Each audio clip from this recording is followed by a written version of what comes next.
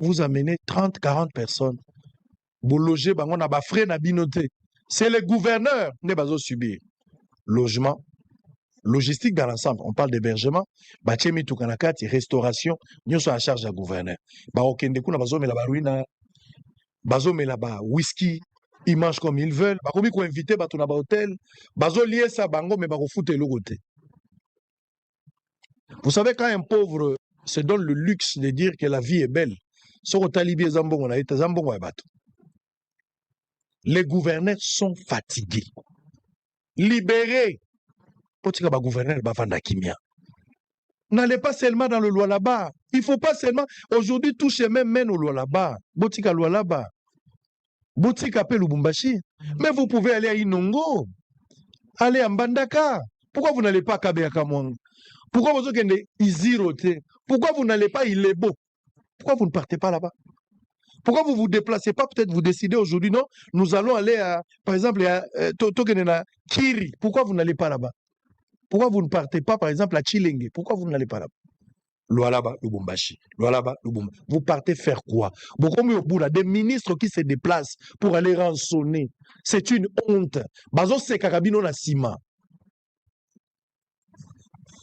C'est ça l'homme congolais. La facilité, la cupidité et les côtés profiteurs qui n'honorent pas une nation. L'autonomisation, la campagne sur l'autonomisation de la femme dans les domaines agricoles, place minérale zali. Ok, crédit carbone, alors que la forêt se trouve à l'équateur. Pourquoi vous ne voulez pas aller là-bas? Bozolanda isika lochocho ezali. Botika nanu lualaba. Botika nanu katanga. Concentrez-vous dans d'autres coins du pays. Je pense que ça va aller. Même tourisme, au moins le tourisme ezaka Lubumbashi lualaba. Même tourisme. Tourisme en bandaka ezate. Tourisme à Bikoro ezate. Allez, on va changer de chapitre. Mais avant cela, regardez, mesdames et messieurs. Programme, il y a 145 territoires. On va commenter aussi avec M. Kassamba. Programme, il y a 145 territoires. Programme Moko ya Monene.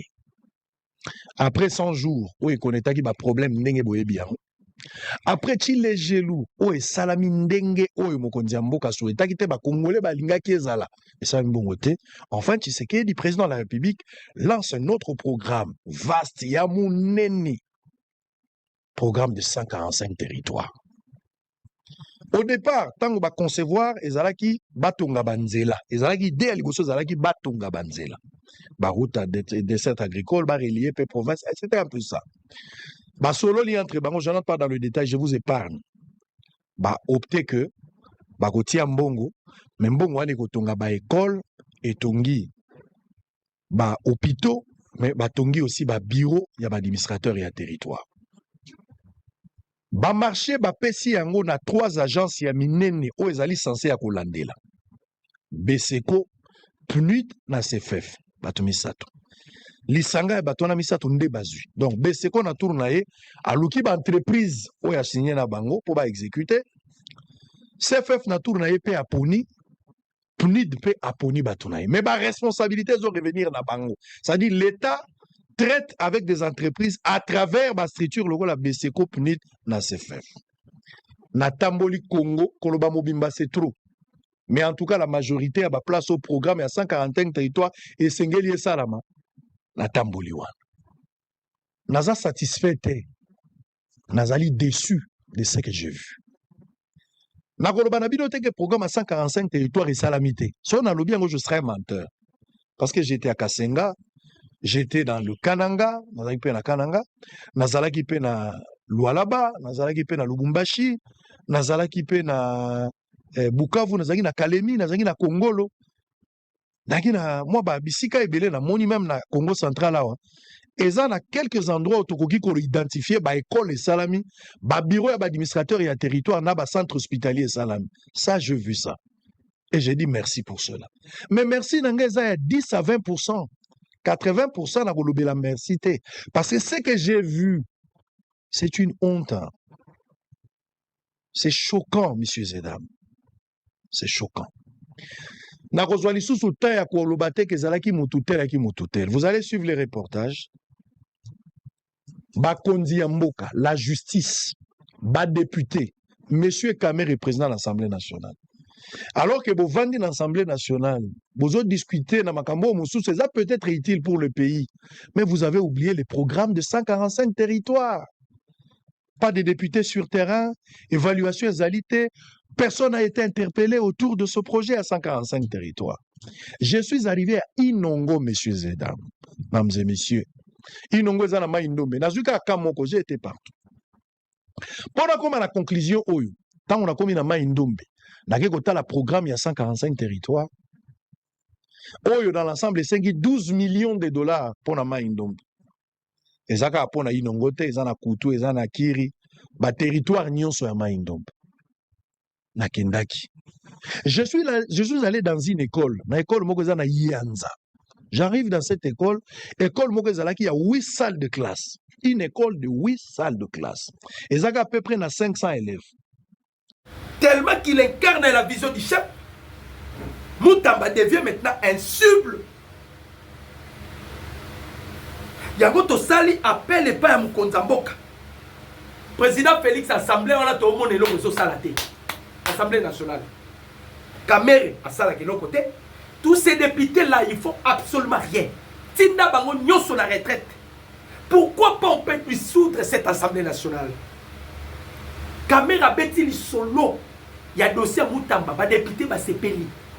Donc, tous les blocs, il y a des mafiés. Donc, tous ces blocs, il y a des mafiés. Télémissi Mandouki na bango parce que Moutamba za cible na bango. Moutamba, c'est lui qui a saisi le Sénat pour lever à humilité à Joseph Kabila. Il devient un cible. Kende na compte Twitter, il y a Pierrot Louara. Il insulte Moutamba. Kende na Twitter, il y a Corneille Nanga. Il insulte Moutamba. Kende na Twitter, il y a Papa Olivier Kamitatou. Congolais, il insulte Moutamba. Batouana nyoso basala qui réunion numéro 1 oyo ba décida qui balobi muto penda zo tabiso mal à l'aise c'est maître Costa Moutamba. Numéro 1 oyo bango ba moni c'est maître Costa Moutamba. Il faut to quoi ça. C'est ce qui se passe. Il faut to quoi ça. Président Félix, Assemblée nationale est commis lié à théâtre de chez nous. Kamere étant Mavura, Baesous Balandi Kamere, Bambalio Sombo, Bangadia Dia, c'est-à-dire là-bas, c'est du théâtre et du théâtre, l'Assemblée nationale. Moukonzamboka, il faut balayer l'Assemblée nationale, ça c'est la honte. Ça c'est la honte. Il faut balayer l'Assemblée nationale. Ça devient l'endroit par lequel Bazoyako va mentir na bango. À la fin du mois, Bazo toucher 40 000, 30 000. Au moment où le peuple congolais va crever, au moment où cet argent on devait qu'on bakisangwe pas Bawazaleno pour un travail acharné au Bawazaleno Bazo Sala. Tala bato ndenge Bazo sakana na biso ba congolais. Ba congolais to télémako biso déjà to suivre à disposition. Hein? Nous, on a déjà des dispositions. Il faut ôter les mains. Nous devons affronter Batou Oyo. Parce que ce qu'ils font là sont des aventures. Lokola kaka Moutamba Kendaki, Kosimba kaka Kabila. Moutamba est devenu un cible. Oh, Bangonyo Soba, Babalou Seli Mandouki, Toyebi. Dossier à Joseph Kabila, bande comme congolais. Lelo dossier de Joseph Kabila, et il y a Lelo, vers 14h. Parce que l'objet le roi Babengi Saki a quitté, normalement, selon la loi, on devait les sanctionner pour l'absence. Batinda qui lettre, tu as vu ça qui vient na bango ba pasola qui lettre ba qui na fulu, ba kangi caméra, pour qui même Ferdinand Kambera lobit. Joseph Kabila qui a une invitation parce que c'est illégal. Ils ont violé la constitution. C'est-à-dire Joseph Kabila devient un intouchable. Au moment où Sarkozy bakanga bango, au moment où Donald Trump poursuivra bango, Kabila devient un intouchable. Les lots ne bandaki bakata dossier à Joseph Kabila. Sama Lokonda Lamuki a créé l'Okumoussous. Bobelon a créé. Ils ont fait encore appel. Na numéro 1, il y a haute cour militaire. Ayana ba audio.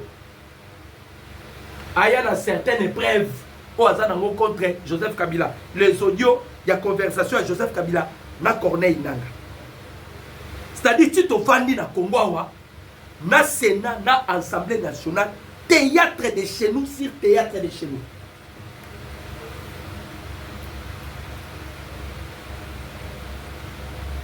Théâtre de chez nous. Maintenant, à quoi bon tout le monde a bateau, il y a milliards. Ce qui boyoki budget ou ebimaka pour la Sénat. Boyoki mbongo ezo bima pour l'Assemblée. Bandeko.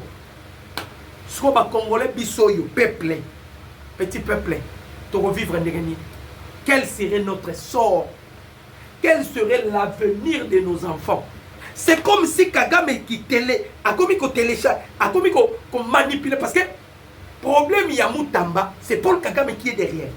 Parmi Bato Basiblaki, Balobaki Soki Basilisi na Moutamba, Baokita, et pas il y a Thérèse Kaïkwam. Baza même prêt, il y a quoi éliminer Bango physiquement. Baza même prêt, il y a quoi éliminer Bango physiquement parce que Batouana Baza Makasi pour la Moukonzi Amboka. Dossier ya Kabila Tozo Zela Lelo parce que l'Interpol est déjà prêt. Dans le bas qui n'a pas Moukonzamboka à disposer qui bateau yo wapi bazana compétence ya kokende ko simbela biso Kabila koya na ye. On devait déclarer malamoko ko l'Interpol baso Kabila bataye maboko. To komi lelo po bakata makambo Kabila ça molokonda bandi ba scénario. Abandi encore ba théâtre de chez nous. Vous pensez que boza makasi ko le peuple congolais? Vous pensez que vous avez tenu ce peuple en otage décennies et décennies. Vous pensez que nous allons continuer à kangela bino maboko. Peuple congolais. Na koya lisusu awa pona koya bisabino. Totelema. Tangu toko telema. Nous allons faire quelque chose à l'Assemblée nationale. Il faut que Mère Nassama Batana Mutuna Bango, que le peuple congolais bazo prier, bazako méditer sur l'arrestation de Joseph Kabila. Et puis, tozo senga ba service intelligent, boluke la biso matata ponyo azawapi. Boye bisabiso esiko yo matata ponyo azali.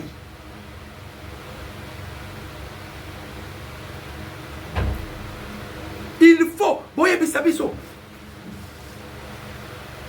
Ba député ba s'épelle pour l'arrestation. Et pardon, les veilles militaires à Costa Moutamba. Costa Moutamba lelo a sali point de presse. Aouti ko inauguré prison. Aouti ko inauguré prison moko. Azoya soko ya lelo ta ko ya lobby parce que ça qui en déplacement. Lobby ndetango azoya directement ko kende pour ba conforter. Mais qu'est-ce que Moutamba dit? Maître Costa Moutamba lobby boye. À lobby je suis prêt. Balongola immunité, balongola te, je dois affronter la justice. Mais nayebi place Kabale Outi. C'est ce qu'il a parlé avec Eliezer Tamboy. Alors grand frère Eliezer. Parce qu'Eliezer est allé voir Moutamba. Alors Moutamba, si tu sais quelque chose, yebi sanga, ça c'est Eliezer. Moutamba, ceux qui ont yebi quelque chose, yebi sanga parce que yo télémela qui m'a corruption. Ba mon yo sans tâche. Pour ceux qui va continuer la même mise, et vous allez passer. Moutamba lobi, nazata na elo côté. Batouana na ebi, bakubo bazo préparer. En soi, bazo viser Moutamba te, mais bazo combattre vision ya président Tshisekedi. Lokola Mukonza Mboka azwa ki instruction ya ba américain. Azu instruction ya ba américain. Ba américain ba yebisi que il faut qu'on ça la nettoyage. Bami yebi que batouana bazana kati ya nettoyage, il faut pas nettoyer. Bami yebi bazana kati. Il commence maintenant le théâtre de chez nous. J'espère que tous les Congolais, ba diaspora, vous avez Congolais de père et de mère. Tant on a le théâtre de chez nous, vous avez ozomona mama mabele ozomona dudu ngafura ozomona masasi ozomona kokodioku. C'est ce qui se passe à l'Assemblée nationale. Donc Camero ozomona na mavura yenne numéro 1 à théâtre de chez nous Kengo et ceux qui nzengo c'est nzengo. Donc ça va mentir. Mbongo ebele zobima oyo koyi ko enrichir ce pays ici. Président Félix Mukonza Mboka, on en a marre de cette Assemblée nationale. Ah, bato bayebi mibe ko boza wapi. Bo pesa biso ta procédure. Biso to sala ta démarche to koti sa ba lettre. On ne veut plus de cette Assemblée nationale ni de Sénat parce que kuna théâtre de chez nous et le théâtre de chez nous. Théâtre de chez nous. Hermoro Inga, Hermoro Tchengo, Hermoko Elombe, ça dit c'est ce qui se passe là-bas. Le coup là-bas, il y a Moutamba, Bazaba sur le président Félix, il combat Moutamba. Il combat Moutamba. Combat Bissonio Soto Yebike, Nekona Bisso, il y a haute cour militaire. Bon, mais l'on peut s'obangi Sabango, et l'on peut s'obangi Samalokoni. Parce que la haute cour militaire à l'Obaki, nous avons tous les preuves. Et que ce qui Sénat, beaucoup qui Kolongola immunité à Joseph Kabila, nous la haute cour militaire, donc procéder de la manière d'Abisso. Les dernier langage à l'Obaki. Dernier langage, oh ya l'Obaki. Alors, ceux qui beaucoup qui Kolongola immunité à Joseph Kabila, Bisso, tout ça donc appliquer loi. Babangi, yango babengi sielelo, ils veulent créer encore quelque chose. Kabila c'est un criminel. Kabila bomi ba congolais. Kabila bomi ba congolais c'est un criminel, quelqu'un qu'on ne peut pas pardonner. Donc si vous cherchez à protéger Kabila, c'est que vous tous vous êtes des bandes de criminels. Si vous cherchez à protéger Kabila, c'est que vous tous, vous avez contribué dans le malheur il y a Congolais à l'est du pays. Ce qui est important, c'est d'habiller nos amis. N'est-il pas c'est dans l'Assemblée nationale. Ce qui n'est pas, Moussousso, Aza, député national. Atikala kozwa initiative vitatombo la rata lisapité. Inutile autant à Congo parce qu'on va faire publicité naï. Azwa tatante atombo la lisapi. Abimisa initiative ya motion. Mais ils sont payés. Ceux qui peuvent bon la bango bimite bani ba sala makelele. Ya musala nino ko salaka. Vous êtes le représentant du peuple congolais. Le mandat au bozobete lango tolo. C'est le peuple de Bapesa Kibino mandat Oyo. Maintenant, le peuple là où est Pesibino mandat, Bobandi Kosala, baventir sur baventir. Baventir sur baventir. Donc, dossier à Moutamba, Bissotoro qui ne peut accompagner Maître Costa Moutamba. D'ailleurs, bon, on a ma image en exclusivité parce que nous allons accompagner Maître Costa Moutamba. Mais Assemblée nationale, biso peuple congolais to fongwe la remise tozo luka. Lo lenge nini batuana faut pas comme respecter biso. Parce que oh ils ont ça la makuna ils ont menti. Que ça soit Sénat. Ils ont peur de Kabila. Nous n'avons pas peur de Kabila. Matata Pogno il pensait que ceux qui m'a condamné l'on est Kida. Ba Congolais mon qui les progressé ou bien mon qui le marché. Ba condamné le lendemain ba Congolais ba c'est vagaki na ba préoccupation là-bas. Rien n'a changé, le monde continue et la vie continue. C'est de la même manière avec Joseph Kabila. Il ne faut pas qu'il pense que ceux qui ne sont pas il mérite la prison. On l'avait appelé, il devait venir avec des preuves. À justifier l'innocence. Kabila a fouillé. Kabila a fouillé. Parlons de Paul Kagame. Tout cela là makambu ya Kagame. Bandeko Kagame entre la vie et la mort. Tant on a lobby entre la vie et la mort. Yemoro Kagame sika pandia komi tuna eloko nini tindaki ngai nakota Goma nakota na Bukavu. Qu'est-ce qui m'avait envoyé nakota Goma nakota Bukavu? Wana Kagame aza komi tuna kati na ye eloko nini tindaki nga nakota Goma nakota Bukavu. Pourquoi na solo babongo? Bandeko enfin Kagame a signé par Mikanda. Peut-être que vous avez battu. Sur les retraits, il y a FDL. Pression sous pression. Bolandi Donald Trump. Donald Trump devant Cyril Ramaphosa, le président américain. Donald Trump a lobby boyé. A lobby. Ma troupe rébellion à l'est de la République. États-Unis est bien retour. États-Unis a dit que ce qui se passe à l'est de la République, c'est une agression rwandaise. C'est-à-dire, on va dire troupe rébellion, les Américains vont suivre bango côté si bango na kati Rwanda. C'est-à-dire les commanditaires, c'est les Rwandais. Donald Trump a lobby, to sali déjà ce qui était difficile. O etikali parti à Moukié. Bobo Sanate, Washington a bimisaki calendrier naï. Et puis Washington a bimisaki Paul Kagame, ce qui a été le calendrier, tu seras écrasé. Il y a un monaki Donald Trump, à Salaki Makas, à Kenaki et pas Yaba, Émirats Arabes. Bato Bazalaki pour protéger Paul Kagame.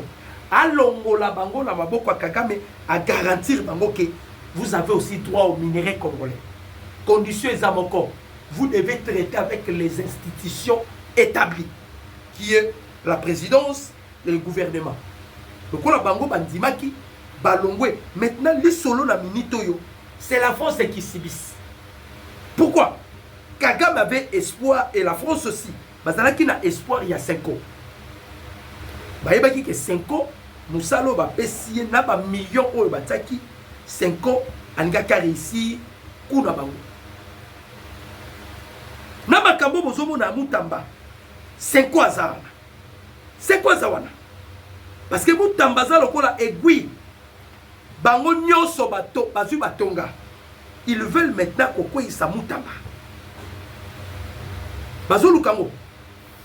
Lokola basala ki ba bloc na bango et ils n'ont pas réussi. Sikoyo pression tellement qui bandeko ba congolais. Vous savez que Kagame est dans l'obligation à livrer Nanga. Parce que les Américains, si on a besoin de Nanga. Tant que Kagame a côté réunion lobby, Kagame a côté qui réunion, pour que Kagame pesa yemaele Cécile. Mais pas pesa yemaele, yem et sengeli à salanini. Parce que les choses tournent mal contre Kagame. Maemazali ko le kalisusu nenge Kagame azali ko kanisate.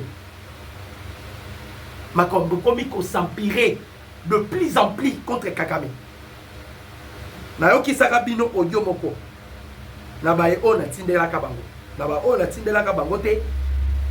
Président Félix devant sa famille politique. Alobi de les débits. Na badaye ko ebi sabino. Ke bitumbo to kolonga yango. Alobi de les débits na badaki koyebi sabino ke bitumba oyo tokolonga yango. Et puis je vous affirme lelo que bitumba oyo tokolonga yango. Bitumba mukonza mboka zoloba ezaka ya Rwanda te. Na ba kamere eza bitumba te. Na ba samba lokonde eza bitumba. Oyo esengeli ba congolais ba yeba. Quand le président Félix parle de bitumba, tozolobe la paix, mixage na brassage. Bandeko ba infiltra biso na niveau boko iko imaginer te. Nous sommes infiltrés partout. Nous sommes infiltrés partout. Mais les chefs azangaki balobate alobaki yango et puis azo continuer koloba lobi. Moi je vous avais déjà dit Bon matabo kita. Bitumba oyo tokolonga yango. Et puis na modèle tozali ko kendele bandeko. Toyeba te pourquoi président Félix tango autaki kokutana na le vice-président des États-Unis d'Amérique, Gilles Vance. Tango mukonza mboka kutana kina ye, toyeba kite pourquoi le président Félix alataki pembe pembe. Ok, mukonza mboka célébrer la victoire écrasante sur le plan diplomatique. Tshisekedi avait déjà célébré la victoire. Bayeba memaki guerre à l'est de la République. Eza Ouganda D, Eza Rwanda D. C'est les États-Unis d'Amérique. Voilà pourquoi tango nyoso tobandai ko ganga awa Tshisekedi kene na Russie, Tshisekedi kene na Chine, le président Félix a ko sekabiso parce que on ne comprenait pas la politique. Ce sont les Américains qui va concevoir playa déstabilisation à l'est du pays.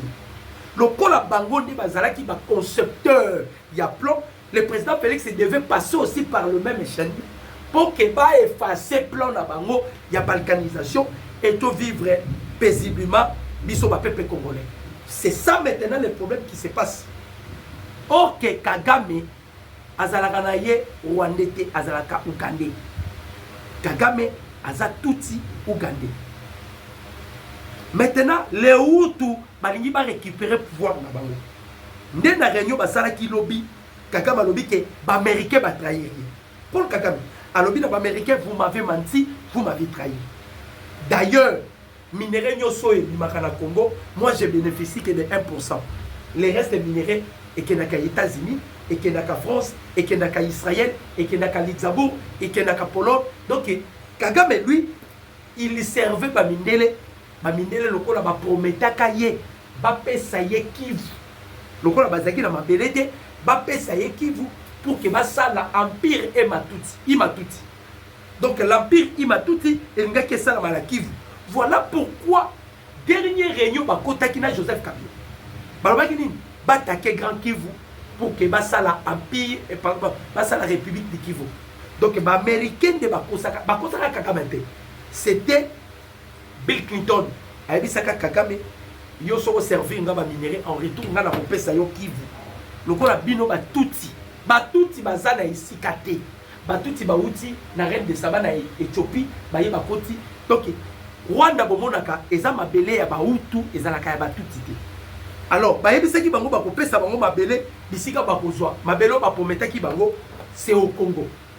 Mabele ba pometaki bango et pas ya Bill Clinton, c'était la République démocratique du Congo. Botala zoba ya président américain oyo a pometaki bango mabele na biso. Alors ndenge ba pometaki bango mabele na biso sikoyo donner le trompeton voyez bandeko et l'autre est clé boa la résolution 2773 Mundela tokimi gauche à tokimi droite. Cette résolution est la clé de la délivrance de la République démocratique du Congo. Il faut applaudir le président Félix sur les effets. Mukondambo kotikali neloko moko fosala. Bengana Kamere. Bengana Samalokonde. Sala dissolution et Assemblée nationale na Sénat. Et loko ya makaso tikali nango. Ces deux pions majeurs de Paul Kagame, Kamere et Samalokonde, baza ba poison à retarder. Il faut les chasser de l'Assemblée nationale. Il faut les chasser du Sénat. Élisée Ralobian, Kamera Lingi, to voter ma loi. Loi Babibi va adopter Kamera Lingi. Contrôle parlementaire, Kamera Lingi. Maintenant, Kamera, tu deviens un dieu à l'Assemblée nationale. Nyoso Lunyeka. Et ça passe. Et ça passe. Et ça passe. C'est-à-dire, bandeko ba Congolais, guerre Yamakasi Totikali Nango Awa, c'est M. Kamere.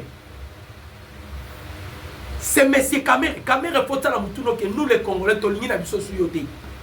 Olanda bisope. Moi, je viens de parler au nom du peuple congolais. Le peuple congolais en a marre de vous, M. Kamere. On ne veut plus de toi.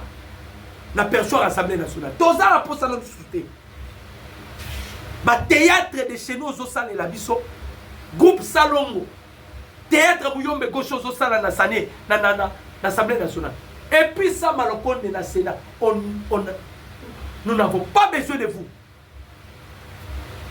Bobo Sanate, nous avons qu'un seul devise. On va ça biso. Prenez-vous en charge. Nous allons nous apprendre en charge très bientôt. Parce que makambu ya guerre ya Est déjà est sili. Bandeko on a zoé bisabino ya solo. Makambu ya guerre ya Est est aussi là bientôt. Namu makambu ya guerre ya Est est aussi là. Notre beau pays ici. Donc on permettre les sous-soutés. Bah double nationalité. Bas à la institution minée na boka la biso. Plein question de ça. Pourtant la fantiro. Normalement, on doit demander à Kamere où se trouve Matata Pogno. Parce que c'est lui qui défendait Matata Pogno. Matata Pogno est où? Tu as besoin de Toyoka, lobby Matata Pogno côté de prison. Oh, tu as besoin. Il est où? Pas bien que Kamere. Kamere doit nous dire où se trouve Matata Pogno. Il faut Kamere aille bisabi sur Matata Pogno Zawana. Parce que c'est lui qui défendait Matata Pogno. Les loyaux, depuis que l'arrêt, il y a cours constitutionnel et bimi, jusque là, tu as évité sur la Matata Pogno au Canada. Il est où?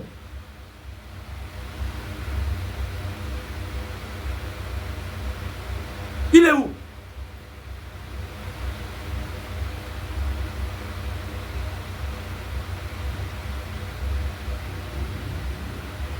Donc, bandeko ba Congolais, biso, aussi to lobby, et puis to continuer koloba. Le peuple se libère eux-mêmes. Le peuple se libère eux-mêmes. Kagame si makangi na kukukuna a signé déjà. Matina Indouringere a signé sur les retraits il y a RDF. Si on a signé retrait ba RDF, nanga yo okende wapi. Tout na question nanga. Okende wapi. Nanga tu n'as plus d'endroit, vous n'avez plus d'endroit où partir. Vous n'avez plus. Hein? Vous n'avez pas de l'endroit où vous allez partir. Kabila Yemona a commis tela. A commis tela Kabila ça c'est. Toi habite Bisikaza. Tela. Surtout que l'Isuna Ezaka Likole Samalokon de Soko Sali Black. Bakongolo nyoso bakufa na Est bako bimela on a buto alelo. Pour la dossier Kabila, il y a des morts qui vont se réveiller. Bakufi bakolamuka. Makile ko ganga na mato ya sama lokolo. Lokola bozwa makambo Kabila na au sérieuté. Kabila tué des Congolais. Il faut qu'il paye. Si les sénateurs y a Virginie Bazolo Baké Kabila, pardon, ils n'ont pas parlé de Kabila, mais ils ont parlé des acteurs. Bah commanditaire, il y a des crimes, il y a des atrocités, il y a des crimes de guerre, il y a des viols. Bah tous ces commanditaires, il faut qu'ils soient punis. Il faut qu'ils soient punis. Même la Bible énumère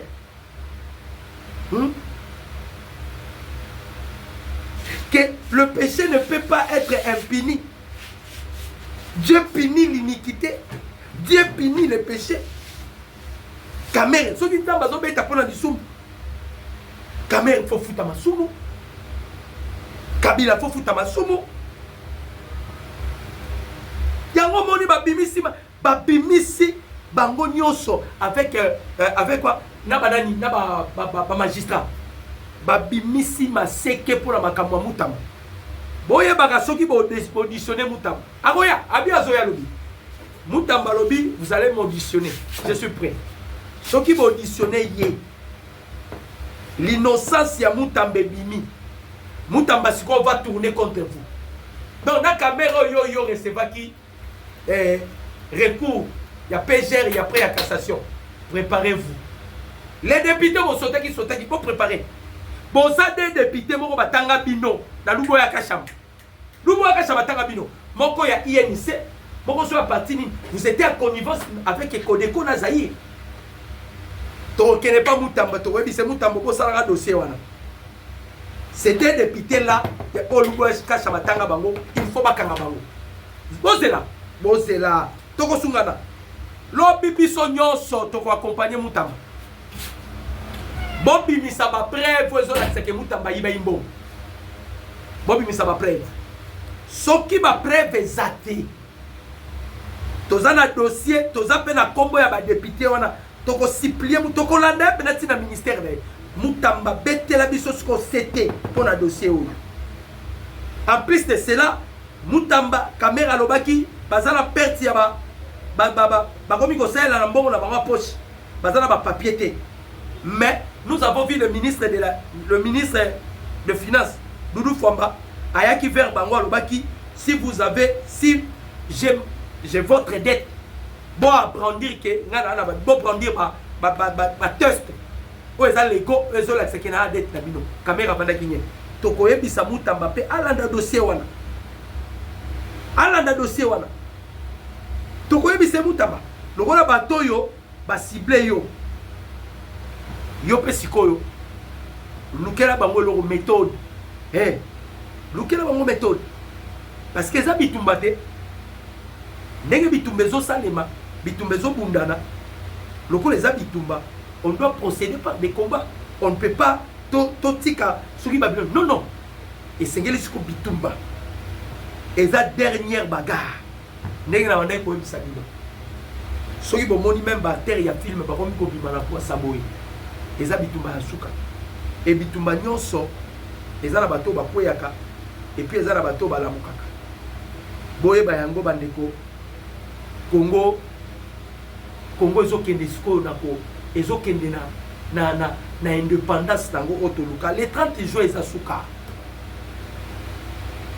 le 30 juin eza date asuka soki pe bolandeli calendrier américain les américains c'est comme si bayebeki que tokokoma le 30 juin parce que ils ont finalisé makambo nyonso avant le 30 juin ndenge tozokoma le 30 juin nous allons maintenant fêter notre indépendance. La RDC ne sera plus jamais les sous-tutelles du Rwanda. Le Rwanda dépendra de la République démocratique du Congo. On venait acheter de minerais ici. Toko matisa taxe li colonna de Gremoko. Toko matisa taxe li colonna de Gremoko. Oh bakolela. Toko matisa taxe parce que bakoma osomba ba minerais pas na biso. Donc toko tikela bango ni te toko bando matisa ba taxe. Kanto yananga. Na ba IM23. Bolanda qui Donald Trump azala qui clair. Donald Trump a lobby en bien. A lobby les États-Unis pour s'en charger dans le groupe na calamité. Mais au salami na République démocratique du Congo et ça génocide. Ça c'est les États-Unis d'Amérique. A lobby au salami na République démocratique du Congo et ça génocide. Donc les génocide, il faut ba commanditaire base à la pini sévèrement. Plus de ça 43 89 63 95 965 Nzambe alola apambola bino jeudi et je vous remercie. Ciao.